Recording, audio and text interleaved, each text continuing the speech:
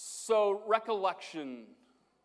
Have you ever stood in a moment, or maybe in multiple moments that you knew were going to make a difference? That, like, from that point, things were going to change. With me? Let me give you a couple of cultural moments that maybe we could all be familiar with. Moments like July 20th, 1969. Some of you were around. Moments like July 20th, 1969, when what? Neil Armstrong, Buzz Aldrin landed the Apollo 11 lunar module on the moon. One small step for man, one large step for mankind, right? If you're under 50, you can Google that. It actually happened, that's right. All right, so the reality is a moment in time that changed culture in many, many ways. One of my favorite speeches ever given was Martin Luther King's speech on his March in Washington. I often think, this was before my time, but to think about being there when he says, "I am happy to join with you today in what will go down in history as the greatest demonstration for freedom in the history of our nation. Let us not wallow in the valley of despair. I still have a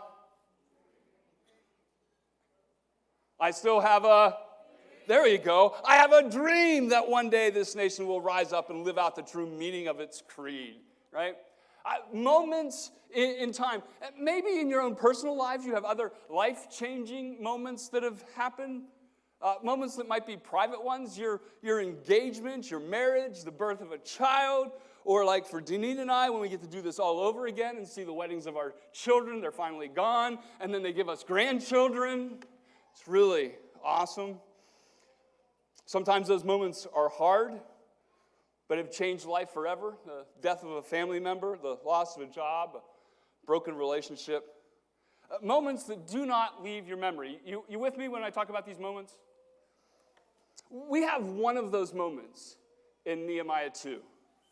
I'm going to invite you to turn there, Nehemiah 2. It's page 398 in your pew Bibles. If you don't have a Bible this morning, if you have your own, we give extra bonus points for that. If you have your phone, we detract extra. No, I'm just kidding. You can look in there as well, right? So page 398 in your pew Bibles, the other Bibles, you may want to open there as we walk our way through Nehemiah 2. But there's a moment in time that seemed to change everything in the middle of this text. One that feels like the writer will never forget, and neither will those who were there. It's in Nehemiah 2, verse 17. We're going to look at the whole chapter today, but we're going to start in 17, right? I want you to imagine a defeated, a depressed, an overwhelmed people. The people of God in the midst of a broken down wall, in the midst of enemies who keep pressing in against them. And yet Nehemiah has showed up. He's an inspiring young man. He feels as if he has been in contact with God. And in verse 17, he stands in their midst, and there's this life-changing moment.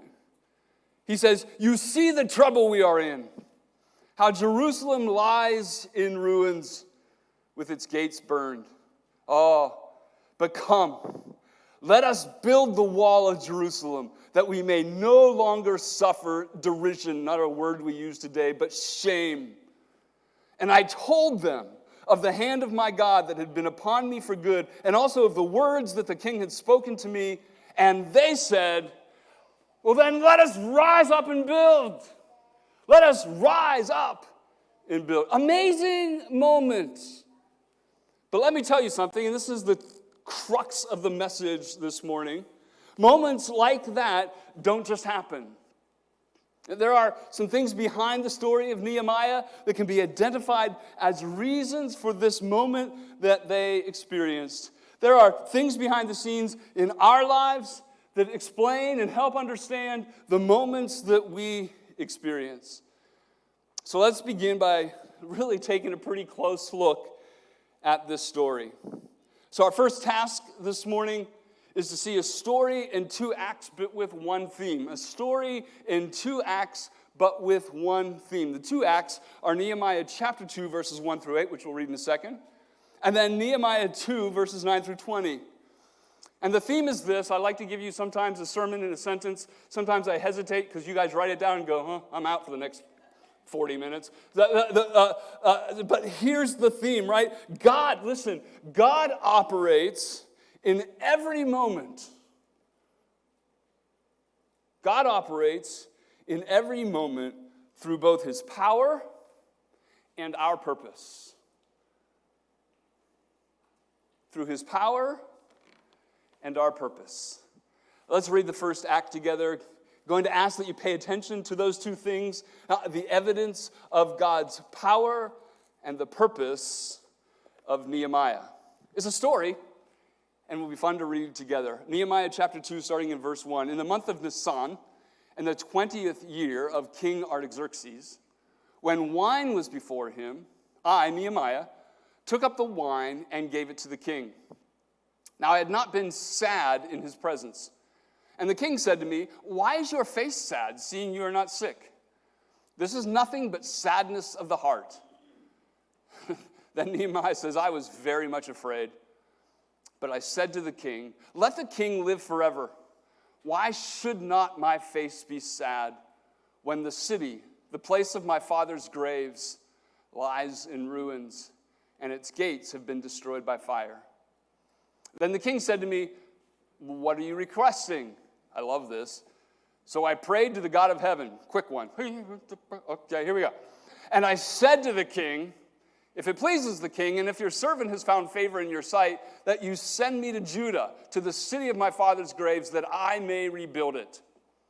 And the king said to me," the queen sitting beside him, "How long are you going to be gone? And when will you come back?" So it pleased the king to send me when I had given him a time. And I said to the king, "By the way, if it pleases the king, let letters be given to me to the governors of the province beyond the river, that they may let me pass through until I come to Judah. And a letter to Asaph, the keeper of the king's forest, that he may give me timber to make beams for the gates of the fortress of the temple, and for the wall of the city, and for the house that I shall occupy." And the king granted me what I asked. Why? For the good hand of God was upon me. So I want to take Act 1, right? And I want to see two things. I want to see the reality of the power of God and the purposes of Nehemiah. The first in looking at the power of God is simply the position of Nehemiah. Remember, the people of God have been exiled, torn from their family and their land to serve in all kinds of ways before a foreign God. And Nehemiah, his job given to him is being a cupbearer to the king. Really simply, that's this. Anytime the king drank wine, Nehemiah drank it first. If Nehemiah keeled over, the king didn't drink the wine. If Nehemiah lived, party, right? It was on, right? That's reality of this role. It's not a bad gig. You get to live in a palace. You get to be surrounded by all kind of wealth. You get to eat with the king, and you get free wine. As long as nobody's angry at the king, right? But not a bad gig for Nehemiah. But I think we can tell by the story, and I think scholars would agree, that this position was much more than just sipping wine. It was a position of trust. It was a relationship that had been built. And in this case, even a position of influence. To use a familiar phrase, maybe to you, is "for such a time as this," according to the power of the story of God who's writing the story. Like, Nehemiah didn't apply for this position. He didn't interview, and they thought, you're the guy. Now listen, the story of God and the power of God makes Nehemiah the cupbearer to the king. Check out another sign of the power of God and the story of God as Nehemiah makes his request known to King Artaxerxes. We see a change of heart. We see a change of heart. The history of the Babylonian kings in this time frame of Ezra, Nehemiah, and Esther it is not easy to follow. But it seems likely that the Artaxerxes that is in Ezra 4, and you can go back and read Ezra. Ezra and Nehemiah are actually biblically one book, right? But they've been broken down into two stories. And quite frankly, while I'm at it to confuse you even more, Esther probably ends up between the two, right? But it follows after it's all. See, you understand the confusion? But it's likely that Artaxerxes in Ezra 4, an Artaxerxes Babylon king, says, hey, you need to halt everything in Jerusalem. Stop building the temple, stop building the walls, stop building everything. That Artaxerxes is the same Artaxerxes 16 years later that is here giving Nehemiah permission to go. Why the change of heart? Well, one might be the influence of Nehemiah, but the author gives us a parenthetical help that I love when in verse 6 it says, the queen is sitting beside him. Men, how many of us are influenced when our queen is sitting beside us? Just a thought. Sorry, ladies, but the public influence of women in this day was not strong. It's actually unusual that the queen was even in the king's chambers. It's not some place that she would often be, and maybe why she is mentioned, but I think it goes beyond that. This queen present is likely influenced by another queen that is not in the too distant past. Her name was Esther. It is likely that Artaxerxes' mother was Queen Esther. Do you remember that story, Queen Esther? So the people are exiled. The king of Babylon gets mad at his current queen and exiles her, and then has a beauty pageant. I know this sounds really bad in today's world. Has a beauty pageant in order to pick the next queen. And unbeknownst to him and to the royal court, this Jewish lady, whose name is Esther, gets in the beauty pageant. Well, she happens to be downright a knockout, right? And she wins the pageant. And Artaxerxes at that time makes her the queen.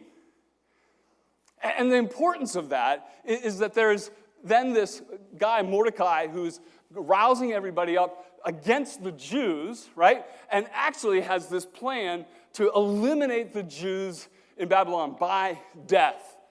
But Queen Esther gets word of it, and she goes to the king. Oh, Mr. King, you know, this is happening, and actually this guy here, it didn't quite happen this way, but over time, this guy here, Mordecai, is responsible for it. So instead, what am I getting wrong? Haman, sorry. Mordecai was the good guy. Thanks, JR. It's good to have elders in the room. See, actually, I did that on purpose just to see if you really knew the story. Haman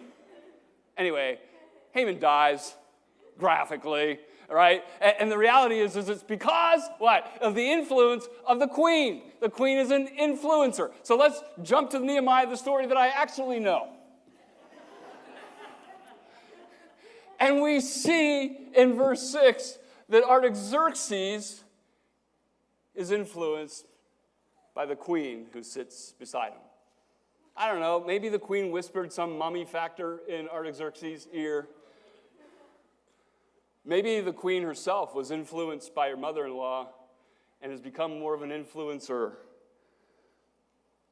But you know what really is the story? It's the story of the power of God, who changes Artaxerxes' heart. The power of God.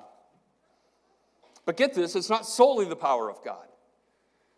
It's the godly purpose of man that brings about change. Real quickly, Nehemiah has to do something. And look what he does, just in Act 1 here in these first 8 verses.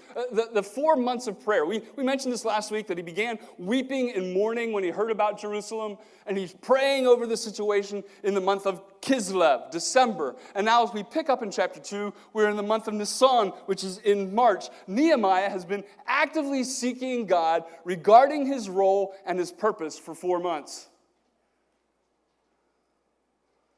Nehemiah is working hard. Nehemiah served the king well. It appears that Nehemiah has served his role and his purpose well before the king. He's not a simple cupbearer. He's been a delight to the king. In fact, the king notices when he's not happy. Why? Because he's always satisfied in serving the king. He works hard. Nehemiah stands for his people. Like Queen Esther, he puts his life at stake to stand up for his purpose. Notice, he was terrified to make the comment. Notice that as he begins to make the comment, he's praying. His heart is turned to the power and the purposes of God. But it still takes guts, right, to speak the word, to make the request. I want to resign as your cupbearer for a period of time, and I want to go to Jerusalem. Finally, he had a strategic plan. I love this. Once he has the favor of the king to go to Jerusalem, he seeks even more favors for safe passage and free resources. I don't know, maybe like going to the boss for a raise. And when he says yes, you go, can I have the corner office and a new company car? Right? The reality is he presses in, and I'm guessing that doesn't come simply in the moment. I'm guessing that in his 4 months of praying, there is also preparation, strategic planning. He knows that there is an enemy lurking in Sanballat and Tobiah. He knows the people are poor. How is it that we can accomplish this rebuilding of the wall? Good planning and bold requests for the king. And then in verse 8, it summarizes all of that, which is what helps me to understand that this is the purpose, right, of the author. It says, the king granted me what I asked. Here, I had to ask. For the good hand of my God was upon me. Here, God always has a plan. Chapter 1, now to chapter 2, and we'll try to go quickly. Act number 2 is in chapter 2, verse 9. It says, then I came. If you're still open to that text, that would read along with me. Then I came to the governors of the province beyond the river and gave them the king's letters.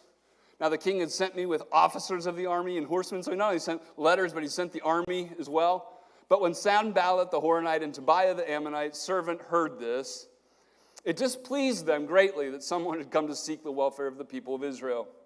So I went to Jerusalem and was there 3 days. Then I rose in the night, and I and a few men with me, and I told no one that my God had put into my heart what to do for Jerusalem. There was no animal with me but the one on which I rode. I went out by night by the valley gate to the dragon spring and to the dung gate, and I inspected the walls of Jerusalem that were broken down and its gates that had been destroyed by fire. Then I went on to the fountain gate and to the king's pool, but there was no room for the animal that was under me to pass. So I went up in the night by the valley and inspected the wall. And I turned back and entered by the valley gate, and so returned. And the officials did not know where I had gone or what I was doing, and I had not yet told the Jews, the priests, the nobles, the officials, and the rest who were to do the work. But then he gathers them. Here's this verse. And I said to them, you see the trouble we're in, how Jerusalem lies in ruins with its gates burned. Come, let us build the wall of Jerusalem, that we may no longer suffer derision. And I told them of the hand of my God that had been upon me for good, and also of the words that the king had spoken to me. And they said, let us rise up and build. So they strengthened their hands for the good work. But when Sanballat the Horonite and Tobiah the Ammonite servants and Geshem the Arab heard of it, they jeered at us and despised us and said, what is this thing that you are doing? Are you rebelling against the king? And then I replied to them, the God of heaven will make us prosper, and we his servants will arise and build. But you have no portion or right or claim in Jerusalem. Act chapter 2, I want you to consider the purposes of God in Nehemiah first in this act. In the face of an enemy, hear this, Nehemiah goes to Jerusalem. He's working hard. It's not an easy journey. It is not a short journey. It is a journey filled with all kinds of danger and fear. But in the face of that fear, in the face of an enemy, Nehemiah goes to Jerusalem. Once he gets there, he takes a nighttime recon trip to examine the wall. Even includes the details so that we know how bad things are. He is constantly planning. He is working hard. He gathers a people who have been frustrated, defeated, who have given up, who are slaves, poor, maybe even doubting the plan of God. And then we come to that moment that seems to change everything, and Nehemiah speaks. He says, we're in a world of trouble, but let's rise and build. And I'm imagining, you know how my mind works, right? I'm imagining a bit of a pregnant pause. Like, you have this fired up guy. Listen, things are bad, but let us rise and build. And they're like, really? And then Nehemiah invokes the power of God through the story of God. He told them the story of the hand of God back in Babylon. Also the words of the king. A king who had refused to let them build now says, go and build. The king who stopped them, but now supports them. And I want to believe that there are thousands of people there, and that after Nehemiah shares, he repeats the challenge, come, let us rise up and build the wall of Jerusalem. And then in one amazing, miraculous voice, the people reply, let God build the wall if he wants it. Is that what they say? No. They respond in a really miraculous way. Come, let us build. Let us arise and build.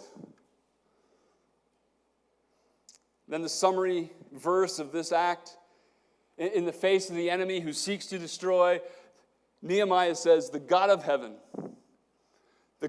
will make us prosper, and we his servants will arise and build. You hear it? There's the power of God, and then there's the purpose of man. The theme cannot be clearer. God operates in every moment through both his power and our purpose. With me? Spurgeon has said, and I think summarizes this well.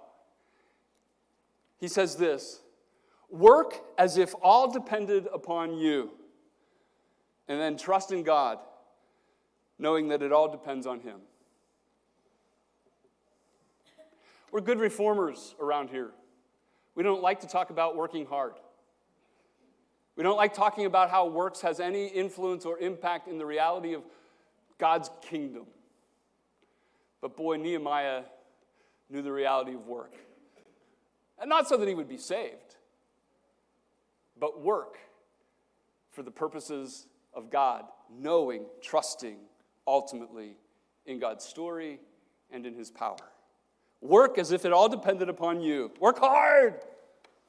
And then trust in God, knowing that it all depends on him. I hope you see that in this story, and we'll close here by asking, do you know it in yours? Do you know it in yours? First task was to look at the story. The second task this morning is to apply this story to our lives.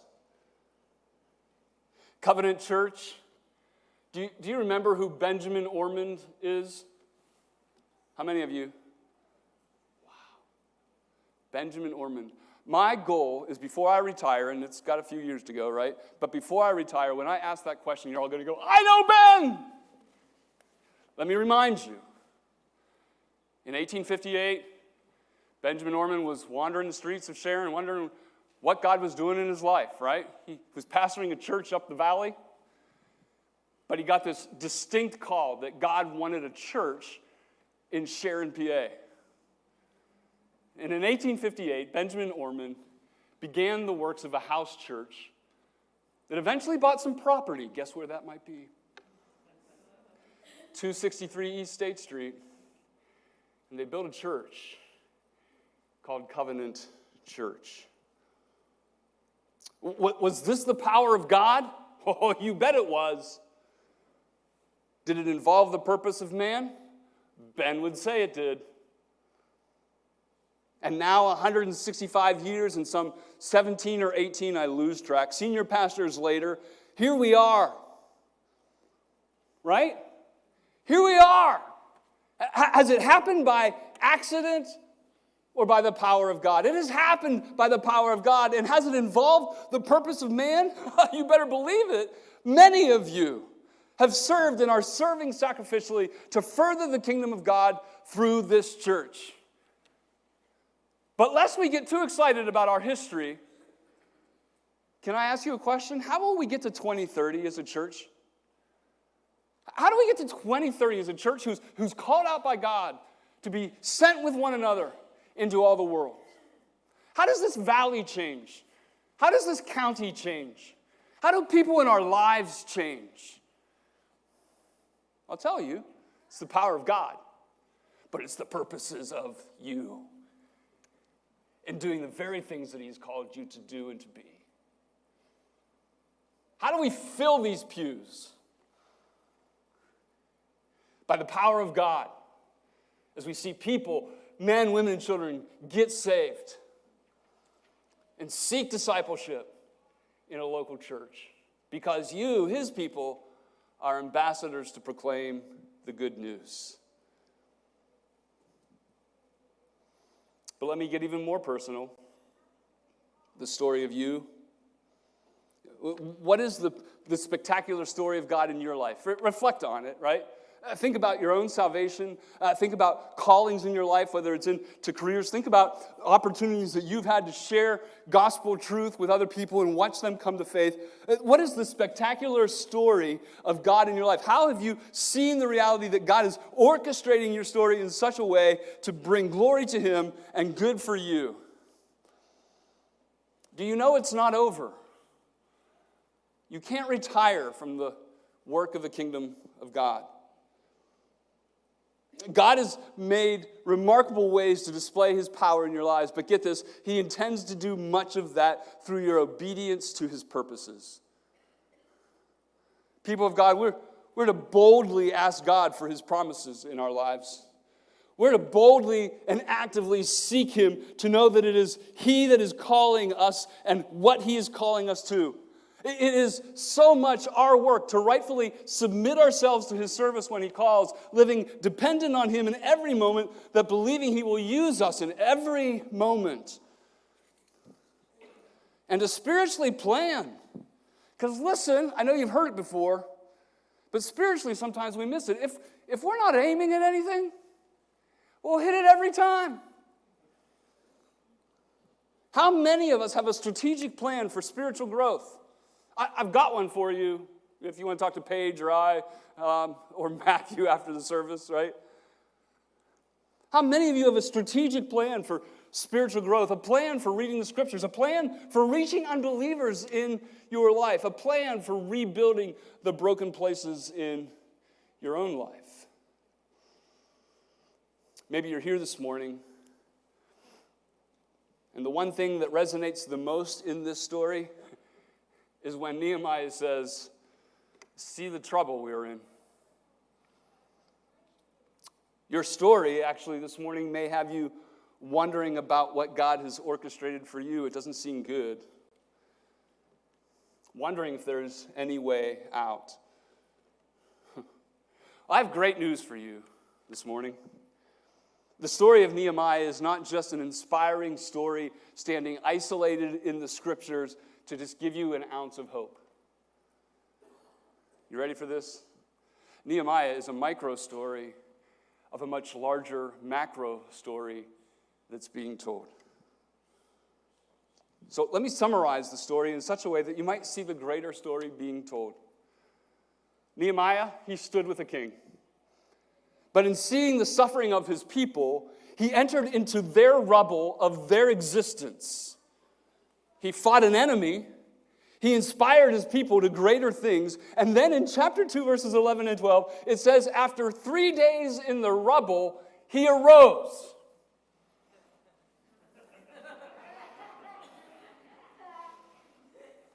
Clue phone is ringing. Is Nehemiah Jesus? No. But Nehemiah's story is more than a story that simply inspires. It is a story that points to a greater story. And if you're here this morning going, You don't know the trouble that I'm in. Hear this story. Jesus loves you.